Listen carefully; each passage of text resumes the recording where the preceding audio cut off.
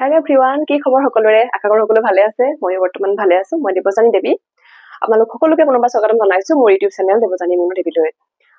যিসকলে এডিআৰিৰ কাৰণে ধুনীয়াকৈ প্ৰস্তুতি চলাই আছে তেওঁলোকৰ কাৰণে মই ভিডিঅ' আনিবলৈ ষ্টাৰ্ট কৰিবলৈ আহিছো। আৰু আগতেও মই ভিডিঅ' দিছিলো, আগতে মই আপোনালোকক অলপ মেপিং শিকাই দিছিলো কেনেকৈ মেপিং কৰিব লাগে। আৰু এতিয়াও মই লাহে লাহে এডিআৰি পৰীক্ষা যিহেতু হ'ব সেইটো কনফাৰ্ম হৈ গৈছে, গতিকে ভিডিঅ' অনা ষ্টাৰ্ট কৰিব লৈছো।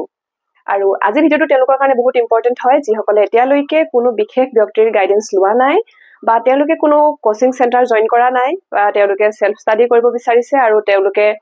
কিতাপ লৈ পঢ়িব বিচাৰিছে। তেনেকুৱা বহুত ষ্টুডেণ্ট আছে। বহুতে মোক সুধি থাকে কি কিতাপ পঢ়িম, কেনেকৈ নিজাকে পঢ়ি চিলেবাছ কমপ্লিট কৰিম, গতিকে এনেকৈ সুধি থাকে। আজি ভিডিঅ'টো হ'ব তেওঁলোকৰ কাৰণে। তেওঁলোকে কেনেকৈ পঢ়িলে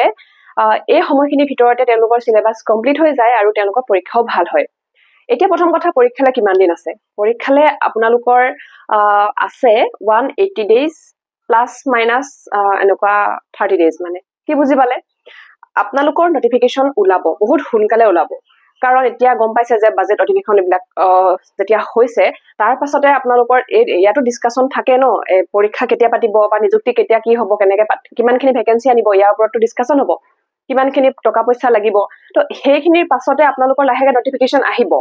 আৰু নটিফিকেশ্যন অহাৰ পাছত এপ্লাই কৰোঁতে সেই 1-1.5 মাহ 2 মাহ এইখিনি সময় তেনেকৈ গুচি যাব। তাৰ পাছত পৰীক্ষাটো পাতিবলৈ 20 লাখ মান যিহেতু কেণ্ডিডেট হয়গৈ, তাতকৈ বেছিও হ'ব পাৰে, বেছিটো হ'বই তাতকৈ।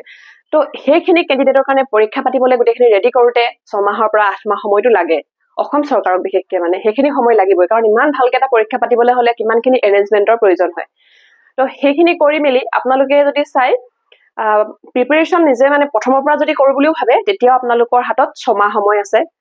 ঠিক আছে, তাতকৈ মানে 2 মাহ মান হয়তো বেছি পাব পাৰে, কিন্তু তাতকৈ আৰু নহয়। ঠিক আছে, যদি পাই ভাল কথা, কিন্তু ভাবি লওক আপোনালোকৰ হাতত আৰু 6 মাহ সময় আছে। এই 6 মাহত আপুনি কি কৰিব? এই 6 মাহত আপুনি চিলেবাছ প্ৰথমৰ পৰা একো নজনা একো নপঢ়াজনে আজিৰ পৰাও যদি পঢ়ে, আজিৰ পৰাও যদি পঢ়ে, তেতিয়া কেনেকৈ আপোনালোকে চিলেবাছখন কমপ্লিট কৰিব, কি কিতাপ ল'ব, এই কথাকেইটাৰ ওপৰত আজি ভিডিঅ'টো হ'ব। আৰু মই এটা 180 days-ৰ ষ্ট্ৰেটেজি শ্বেয়াৰ কৰিম। মানে এইটো আচলতে মই নিজে এটা মানে ভাবি প্লেন কৰা বস্তু, আপোনালোকে নিজৰ মতে এইটো মিলাই ল'ব। ঠিক আছে, আপোনালোকে ধৰি লওক 180 দিন আপোনাৰ হাতত আছে, মানে 6 মাহ।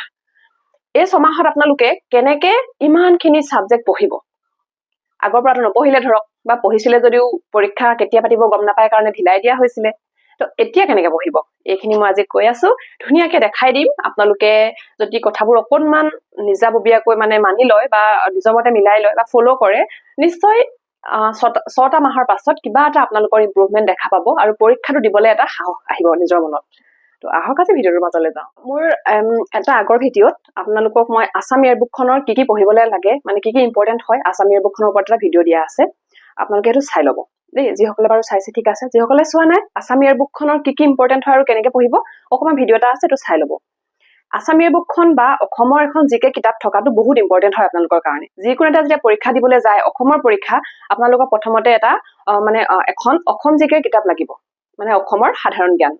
তাত আপোনালোকৰ জিঅ'গ্ৰাফী বহুত ইম্পৰ্টেণ্ট হৈ যায়, অসমৰ জিঅ'গ্ৰাফী আৰু অসমৰ আপোনাৰ হিষ্ট্ৰী, আছাম হিষ্ট্ৰী বহুত ইম্পৰ্টেণ্ট হয়। আৰু এটা দুখৰ কথা যে আছাম হিষ্ট্ৰী আপোনালোকে একদম প্ৰথমৰ পৰা যদি ভালকৈ মানে ক্ৰনলজিকেলি পঢ়িব বিচাৰে, তেতিয়া কিন্তু এখন ভাল কিতাপ পোৱাটো বহুত জটিল হৈ যায়। আপোনালোকে টুকুৰা টুকুৰিকৈ পঢ়িব লাগে, গতিকে আছাম হিষ্ট্ৰী অলপ মানে বিচাৰিব লগা হয়। সেইকাৰণে আপোনালোকে এখন আছাম জিকে কিতাপ ল'ব। সেইখন আছাম ইয়েৰবুকো হ'ব পাৰে বা অন্য কিবা কিতাপো হ'ব পাৰে। ঠিক আছে, এখন লৈ ল'ব। তাৰ পাছত আপোনালোকৰ আহিব ইণ্ডিয়া আৰু ৱৰ্ল্ডৰ কাৰণে, মানে জিকেটো বহুত ডাঙৰ হয় ন, গতিকে জিকেখিনি যদি আপোনালোকে অলপ হ'লেও দখল নাহে, তেতিয়ালৈকে আপুনি অকল মেথছ ইংলিছ ৰিজনিং কৰিয়েই এটা পৰীক্ষা পাছ কৰিব নোৱাৰে। বিশেষকৈ এডিআৰি নিচিনা এটা পৰীক্ষা। অ'কে, এডিআৰি হওক, আছাম পুলিচ হওক, টেট পৰীক্ষা হওক, মানে যিকোনো এটা পৰীক্ষা। অ'কে, ডিএমই কথাও কৈছোঁ, জিকেটোতো লাগিবই। ঠিক আছে, লগত ইংলিছটো বহুত ইম্পৰ্টেণ্ট বাৰু, সেইটো মই পিছত ক'ম। কিন্তু জিকে যেতিয়ালৈকে আপোনালোকৰ এটা দখল নাথাকে, তেতিয়ালৈকে আপোনালোকে চিয়ৰ থাকক যে আপোনাৰ পৰীক্ষা পাছ নহয়, মানে আপুনি চাকৰিটো নাপায়। এই জিকে ক্লিয়াৰ কৰিবৰ কাৰণে আছাম ইণ্ডিয়া ৱৰ্ল্ড আপোনালোকে জানিব লাগিব। ইমান ডাঙৰ জিকে এটা মানে বিশাল এখন ভাণ্ডাৰ হয়, কেনেকৈ পঢ়িব? যিসকলৰ একেবাৰে প্ৰিপেৰেশ্যন নাই, এই 6টা মাহত পঢ়িম বুলি লৈছে, তেওঁলোকে লুচেন জিকেখন ল'বই লাগিব। কাৰণ আপুনি এটা ছাবজেক্টৰ 500 পেজৰ কিতাপ যদি পঢ়িব যায়, এতিয়া আপোনালোকৰ একোৱেই নহ'ব। এতিয়া যদি আপুনি মানে লক্ষ্মীকান্তৰ পৰা পলিটি পঢ়িব যায় আপোনাৰ সেইখন পঢ়োতেই গুচি যাব 3 মাহ গতিকে সেইখিনি আপোনালোকে নোৱাৰে কেতিয়াও নোৱাৰে লুচেন জিকে লৈ ল'ব লুচেন জিকে 2খন আছে ঠিক আছে মই এতিয়া কৈ যাম আপোনালোকে সেইমতে কাম কৰিব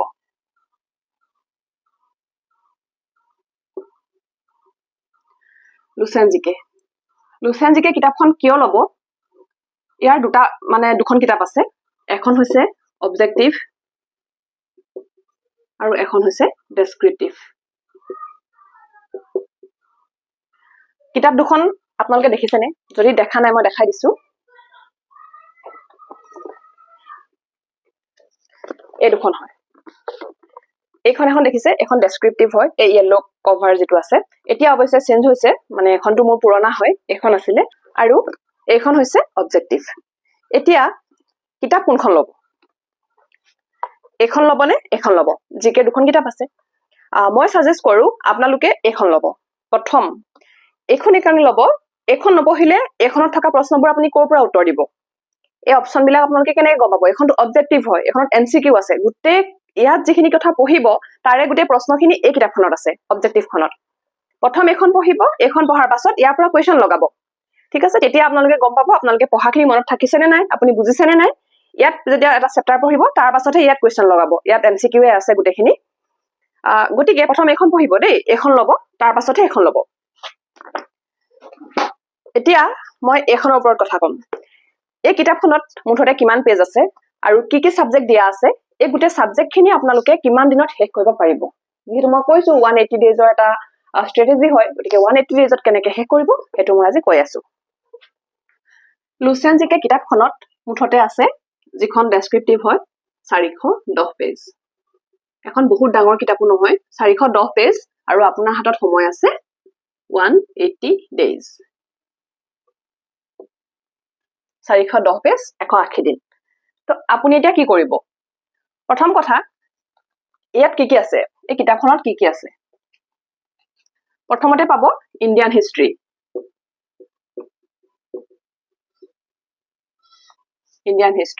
আৰু ইণ্ডিয়ান হিষ্ট্ৰীত আছে আপোনাৰ 88 পেজ তাৰ পাছত আছে ওয়াৰ্ল্ড হিষ্ট্ৰী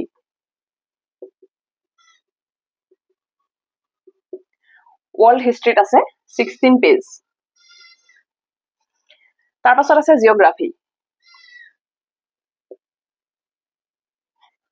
জিওগ্ৰাফিত আছে 56 পেজ তাৰ পাছত আছে polity Indian polity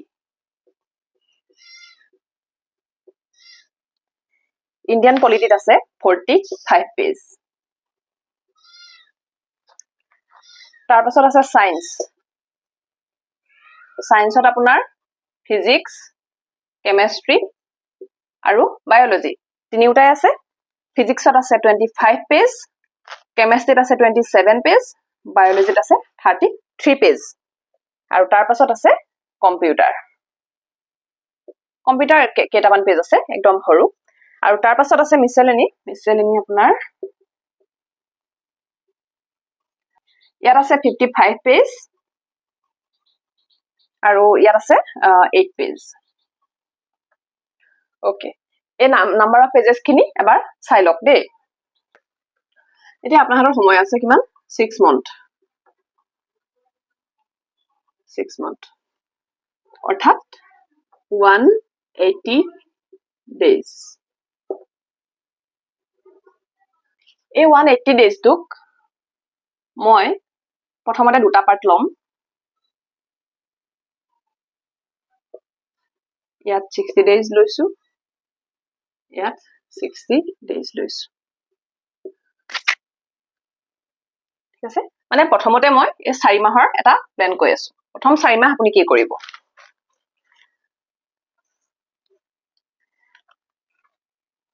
world history প্ৰথমতে পঢ়ি লব এইখিনি অকল লুচেন্টৰ কাৰণে কৈ আছো দেই ওয়াৰ্ল্ড হিষ্ট্ৰী পঢ়িব ওয়াৰ্ল্ড হিষ্ট্ৰী টোটাল পেজ বেছি নাছিলে সেইকাৰণে আপোনালোকে কি কৰিব 1 পেজ পাৰ ডে পঢ়িব 1 পেজ পাৰ ডে এনেইতো আপুনি এটা পেজ চালে পঢ়ি গল 10 মিনিটত আপোনাৰ হৈ যাব কিন্তু কথাখিনি আপুনি তেনেকৈ পঢ়িলে নহব আপোনাক যে এক পেজ দিছো তাৰ মানে সেই পেজটো আপুনি হেদিনাখন একেবাৰে খৰচি মাৰি পঢ়িব লাগিব আপুনি ৱৰ্ল্ড হিষ্ট্ৰীৰ যদি ৱৰ্ল্ডৰে পঢ়িছে আপুনি তাত থকা পইণ্টখিনিটো নোট ডাউন কৰিবই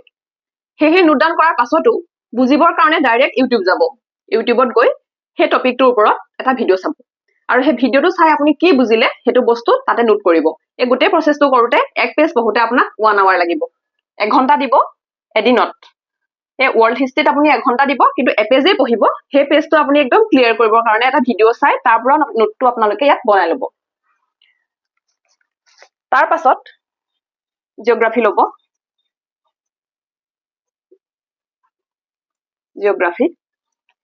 জিঅ'গ্ৰাফি আপোনালোকে 1 পেজ ডেইলি ইয়াত লুচেনখনত জিঅ'গ্ৰাফি বুলি কওঁতে সোলাৰ চিষ্টেমৰ পৰা আৰম্ভ কৰি গোটেই মানে আমাৰ সৌৰজগতৰ কথাখিনি গ্ৰহ নক্ষত্ৰৰ পৰা আদি কৰি একদম ইণ্ডিয়ান সাবকণ্টিনেণ্টলৈকে আছে গোটেই মহাদেশ দেশ গোটেইখিনি আছে মহাসাগৰৰ কথা আছে তাৰপিছত আপোনাৰ আমাৰ ইণ্ডিয়াখনৰ কথালৈকে আছে জিঅ'গ্ৰাফিত গোটেই বস্তুখিনি একেলগে সোমোৱাই দিছে 1 পেজ পাৰ ডে পঢ়িব মানে সাপোজ আপুনি সোলাৰ চিষ্টেম পঢ়িছে সোলাৰ চিষ্টেম পঢ়োতে ইয়াত থকা কথাখিনিটো নোট কৰিবই মনত থাকিবলৈ আৰু ভালকে আপুনি এটা ভিডিঅ' চাব আৰু হেতুৰ পৰাও কথাখিনি আপুনি লিখিব যাতে সেই বস্তুটো আপুনি আকৌ পঢ়ি থাকিব নালাগে বাৰে বাৰে ৰিভিজন দিবটো বেলেগ কথা কিন্তু তাৰ পৰা যদি আপোনাৰ প্ৰশ্ন উঠে আপুনি যাতে তাৰ উত্তৰটো দিব পাৰে তেনেকৈ পঢ়িব তাৰ পাছত পঢ়িব পলিটি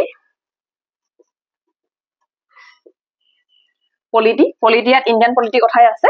পলিটিও ঠিক তেনেকে 1 পেজ পঢ়িব okay daily per day 1 page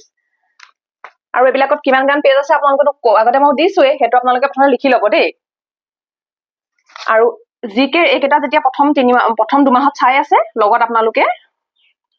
maths 2 hours কে ৰিজনিং 1 আৱাৰ আৰু ইংলিছ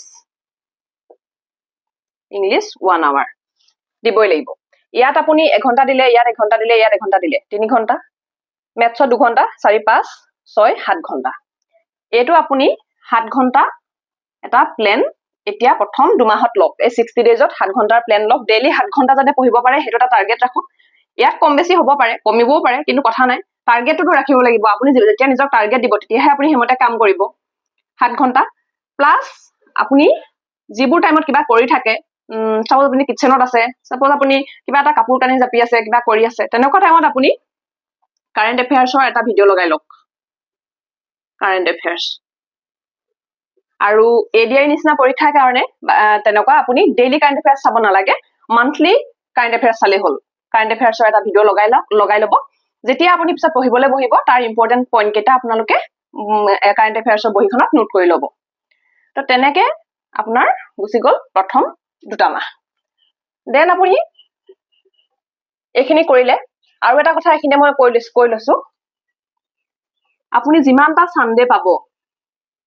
আপুনি এই অন্তত 6টা মাহ বা 8টা মাহ আউটিঙত নগৈ ফুৰিব নগৈ কিছুমান মানে এক্সট্ৰা কিবা কৰি সময়টো দিনটো মানে ফান টাইম এটা নিদি আপুনি এই অন্তত 6টা মাহ বা 8টা মাহ ঘৰৰ ভিতৰত সোমাব এনজয় কৰিবলৈ বহুত সময় পাব কিন্তু এই 6টা মাহত আপুনি সেই সানডেটো সেই এনজয়মেন্টটো পৰাপক্ষত ৰিভিজন ডে হিচাপে ৰাখিব ৰিভিজন ইভিনিং আপুনি ওলাই গৈছে কিবা এটা কৰিছে খাইছে ফুটি কৰিছে বেলেগ কথা কিন্তু হোল সানডেটো আপুনি এটা আউটিং ডে নাৰাখি এই 6টা বা 8টা মাহত আপুনি এই সানডেটো অনলি ৰিভিজনৰ কাৰণে ইউজ কৰিব এইখিনি যে পঢ়ি থাকিব আপোনাৰ সদায় নতুন নতুন টপিক আহি থাকিব আজি এইটো পেজ কাইলে সেইটো পেজ ৰিভিজন কেতিয়া দিব এভৰি সানডে আপুনি যিখিনি পঢ়িলে বাকি একো নাচাব অকল বহিখন উলিয়াব নিজৰ বহিখন উলিয়াই সেইখিনিকে ৰিভিজন দিব নো মক টেষ্ট একো মক টেষ্টৰ কথা নাই একো কৰিব নালাগে খালি ৰিভিজন দিলে হ'ল প্ৰথম গুচি গ'ল 2টা মাহ দেন তাৰ পাছত নেক্সট 2টা মাহ ষ্টাৰ্ট হ'ব সেই 2টা মাহত কি কৰিব এতিয়ালৈকে আমি ইণ্ডিয়া আৰু ৱৰ্ল্ড ৱাইড চাইছো অসমৰটো একো চোৱা নাই দেন নেক্সট 2টা মাহত আপুনি আসামৰ আহিব আসামৰ কি চাব জিঅ'গ্ৰাফি মানে অল্টাৰনেট আজি যদি আপুনি জিঅ'গ্ৰাফি চালে নেক্সট ডে আপুনি হিষ্ট্ৰী চাব হিষ্ট্ৰী ওকে এদিন এটো চালে নহয় এদিন হিষ্ট্ৰী চাব ঠিক আছে এদিন এৰি এদিন তাৰমানে 30 ডেজত পাব জিঅ'গ্ৰাফি চাব আৰু হিষ্ট্ৰী চাব অসমৰ তেনেকে চাব আৰু এইকেইটা আপুনি ক'ৰ পৰা চাব আসাম জিকেৰ এখন কিতাপ লৈ ল'ব লাগিব সেইটো আপুনি আসামীয়া বুক বা বেলেগ ছয়েন বছৰ কিতাপো ল'ব পাৰে দেই অসমৰ বস্তু এইটোটা চাই যাব তাৰ পাছত থাকিব এটা বহুত ডাঙৰ টপিক আৰু ইণ্ডিয়ান হিষ্ট্ৰী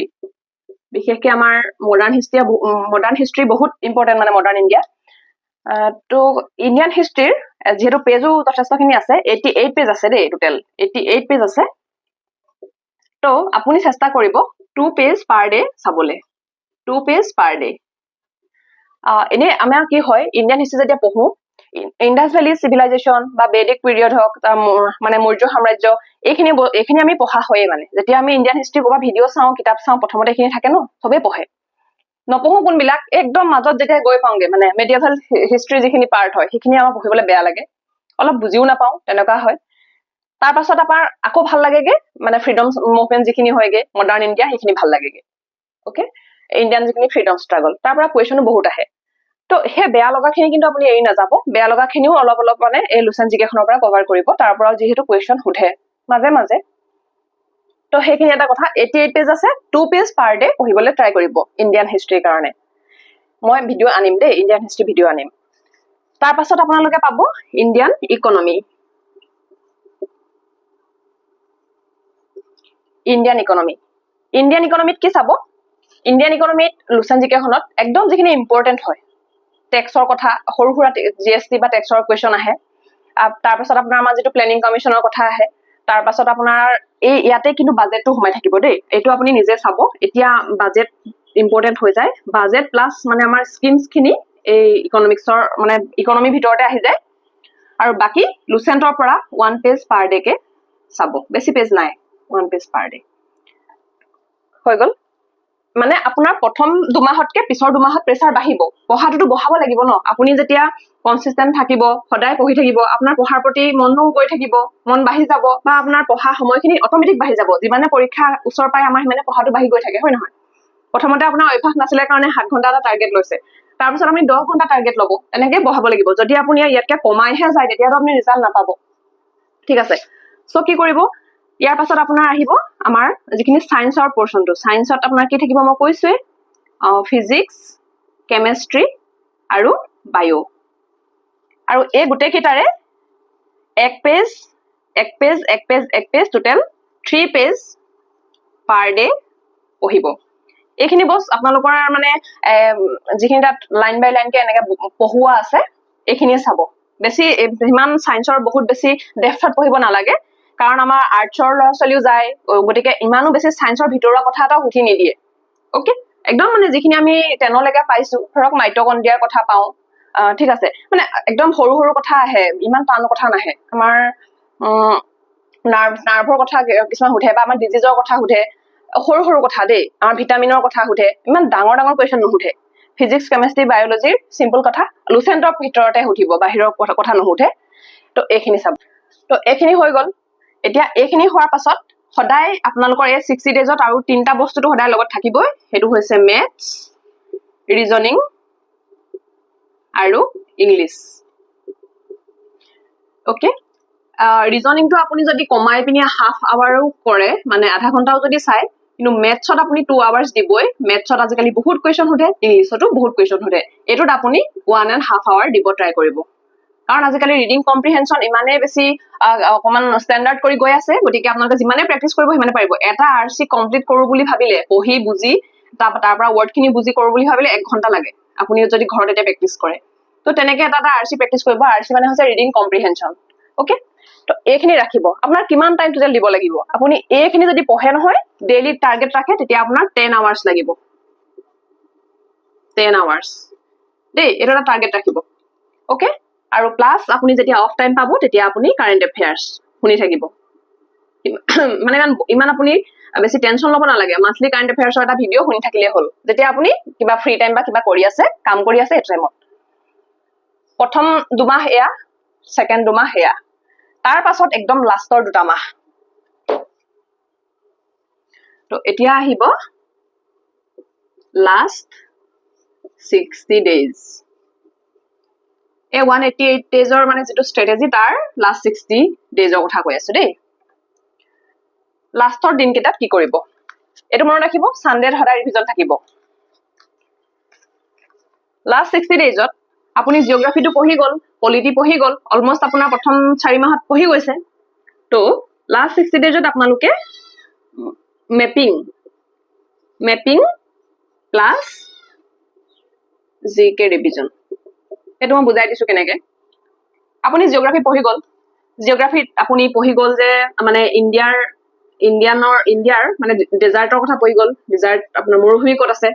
ইণ্ডিয়াৰ আমাৰ ৰিভাৰ সিস্টেম পঢ়ি গল ঠিক আছে আৰু ইণ্ডিয়াৰ আপোনাৰ মাউণ্টেইন পঢ়ি গল আপুনি ওকে সব পঢ়ি গল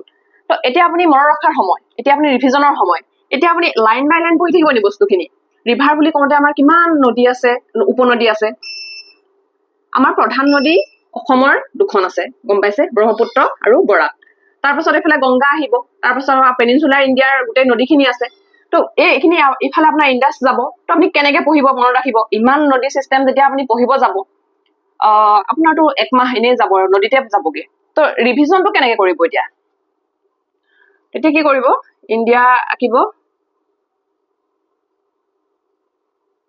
মই জাষ্ট এটা চেম্পল দিবলৈ কৰিছো যেতিয়া আপুনি মেপিং জিঅগ্ৰাফি জানিবা জিঅগ্ৰাফি ৰিভিজন দেই জিঅগ্ৰাফি ৰিভিজন কেনেকৈ কৰিব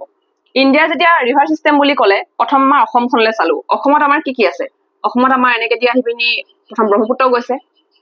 এনেকে দি মণিপুৰৰ পৰা গৈ পিনি এনেকে বৰাক গৈছে এইফালৰ পৰা আপোনাৰ গংগা আহিছে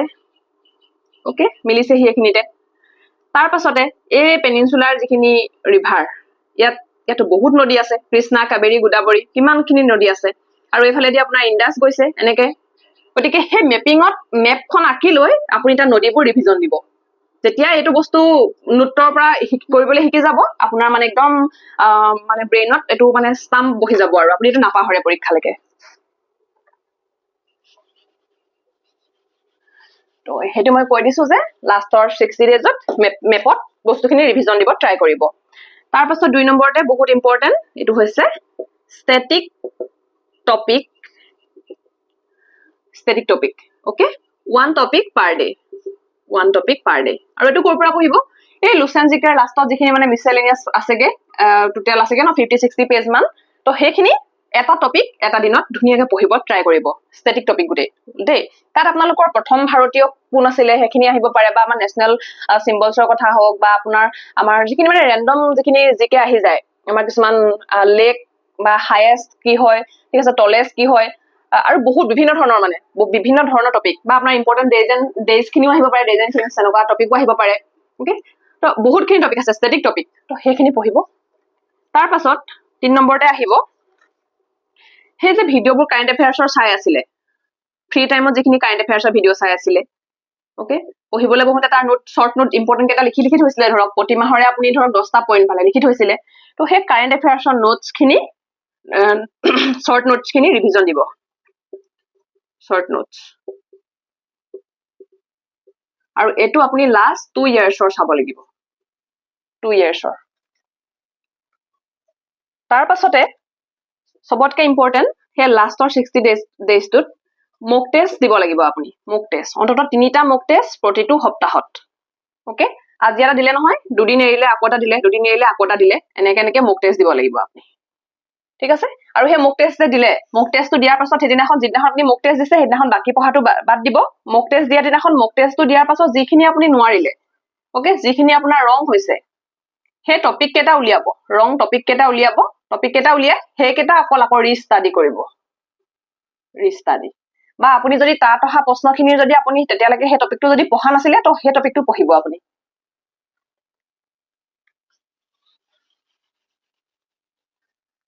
হৈ গল তাৰ পাছত আহিলে সেই যে কম্পিউটাৰৰ 8টা পেজ আছিলে কম্পিউটাৰৰ তাৰ 8টা পেজ আছিলে